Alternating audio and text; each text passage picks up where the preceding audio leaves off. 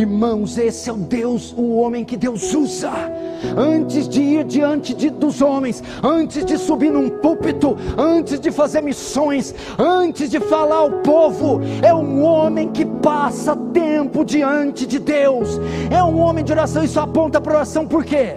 Porque Tiago vai fazer menção de Elias e dizer que Elias era um homem sujeito às mesmas paixões que nós, e orou com fervor pedindo que não chovesse, e durante 3 anos e meio não choveu. Homens de Deus são homens que se põem de joelhos, homens de oração. O que aconteceu com a oração nesse século?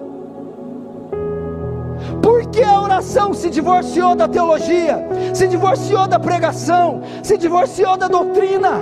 Só se fala em doutrina, só se fala em PhD, só se fala em hermenêutica, só se fala em exegese, em seminário. Onde foi parar a oração? É por isso que os nossos púlpitos têm cabeças gordas e corações vazios. É por isso que a mensagem impressiona os ouvidos, mas não toca o coração, não transforma vidas, não salva pecadores. Porque a nossa geração de pregadores não são homens de oração, e falar de oração nesse tempo é legalismo. Mas veja os nossos pais, veja os puritanos, veja os reformadores, veja Edwards, veja Spurgeon, veja Lloyd Jones. Todos eram homens de oração. Comece por Moisés, sobe no Monte Sinai, fica 40 dias na presença de Deus. Sabe quando isso dá em hora? 960 horas na presença de Deus. Olhe para Josué, um homem que se colocava de joelhos. Olhe para Jeremias, não só se colocava de joelhos, mas era um profeta em lágrimas. A Bíblia diz que Deus ia matar o povo de Israel, e Moisés se coloca com o rosto em terra e roga. O hebraico diz que se contorcia. Deus então aplaca sua ira em resposta à oração de Moisés. Veja Isaías, veja João Batista, e veio a palavra de João Batista quando estava no deserto, fazendo um severo jejum em oração. A Bíblia diz que Jesus ia ao monte e passava a noite inteira orando, e muitas vezes os seus discípulos estavam com ele. O homem que Deus usa é um homem de oração. A A.W. Tozer diz que Deus não se curvou à nossa pressa nervosa. Um homem que quer algo de Deus deve gastar muito tempo com ele em oração. A oração tem sido abandonada. Oração não tem sido praticada. A verdade é que os cristãos hoje nem sabem praticar esse ofício, esse elevado exercício que é orar, irmão. Orar nada mais é que entrar no santo dos santos. Meu irmão, véu adentro, cortina adentro. Demorou milênios para isso acontecer. O acesso vetado, tinha um véu de 2 toneladas, não podia ser penetrado por ninguém, só o sumo sacerdote uma única vez por ano. Então vem Cristo, verte o seu sangue, paga o preço, e aquele véu de alto a baixo se rasga. Para quê? Agora eu tenho acesso ao Santíssimo. Agora eu posso ir o tempo que eu quiser, aonde eu quiser, do jeito que eu quiser. Como eu faço isso? Em oração.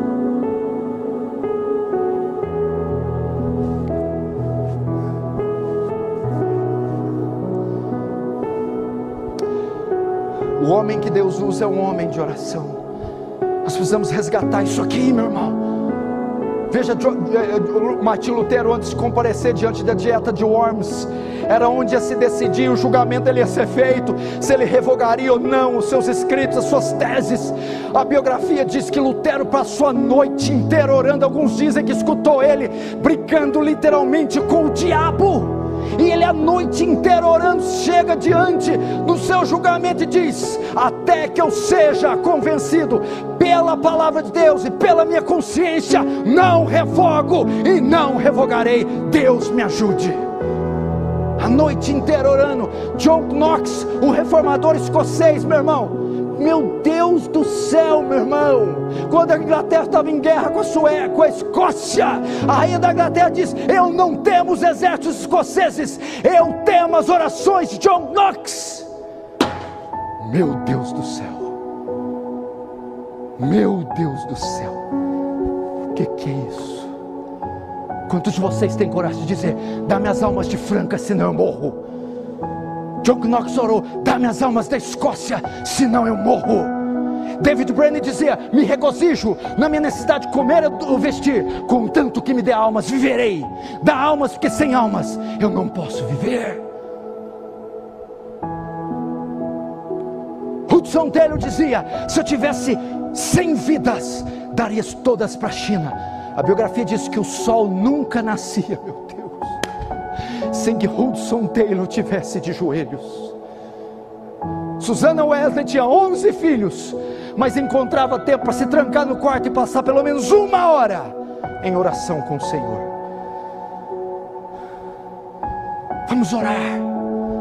Todos os evangelistas, homens de Deus que eu conheço, todos os missionários, todos os pregadores, eram homens de oração, todos eles. Savonarola, Lutero, Calvino, Zwinglio, Dwight Lyman Moody, Dave Livingstone, David Brainerd.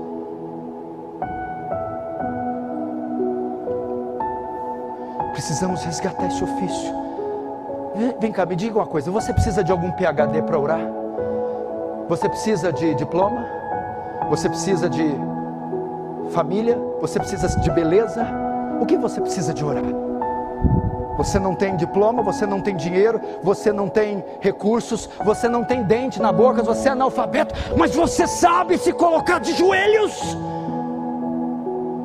É uma prática, meu irmão, tão fácil que até uma criança pode exercitar, meu irmão. A terra está para conhecer uma igreja que se colocar de joelhos.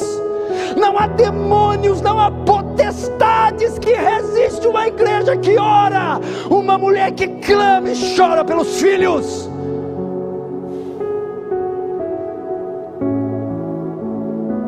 O que o teu quarto é? Sala de pornografia? Lanchonete, onde há farelos de lanche para todo lado? Tenda dos preguiçosos, onde você passa 8, 10, 12 horas? O que é? Ou é um santuário? Ou é um tabernáculo? Ou é um quarto de guerra? Eu me lembro de um homem pregando e subiu no púlpito e dizendo: eu não vim aqui essa noite batalhar com o diabo, eu já o venci no quarto do meu hotel, eu já o derrotei lá de joelhos.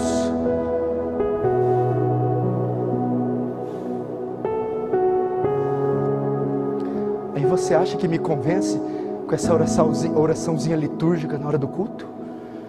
Que esse Deus obrigado pelo dia na cabeceira da cama? Senhor, abençoa a minha viagem.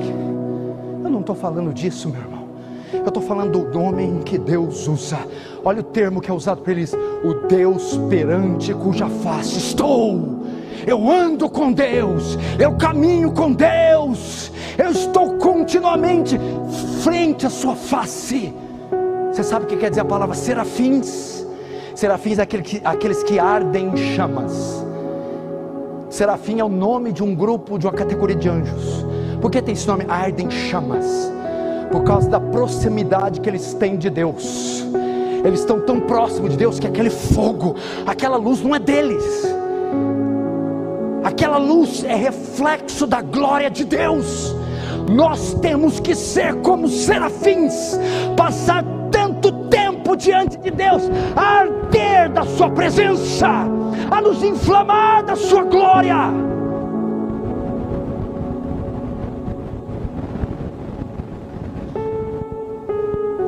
Let's pray, my brother.